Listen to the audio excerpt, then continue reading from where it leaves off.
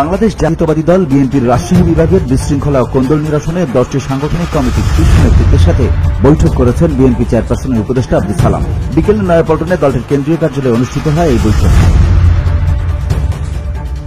প্রায় 2 ঘণ্টা ধরে চলে বৈঠকটি। রাজশাহী বিভাগের 10টি সাংগঠনিক কমিটির নেতাদের কাছ থেকে জানার চেষ্টা করছেন সমস্যাগুলো, বিশৃঙ্খলা ও কোন্দল দূর করতেই এই উদ্যোগ বিএনপির। সাংগঠনিক সভার পাশাপাশি শীর্ষ নেতৃত্বের সাথে পরামর্শ করেই সংগঠনকে শক্তিশালী করার উদ্যোগ গ্রহণ করবেন বিএনপি নেতা আব্দুল সালাম। এ সময় উপস্থিত ছিলেন রাজশাহী বিভাগীয় সাংগঠনিক সম্পাদক শাহীন শওকত এবং সহ সাংগঠনিক সম্পাদক আমিনুল ইসলাম খান আলীম ও ওবায়দুর রহমান চন্দন। ধারাবাহিকভাবে চলবে এই বৈঠক। VOD Bangla news desk.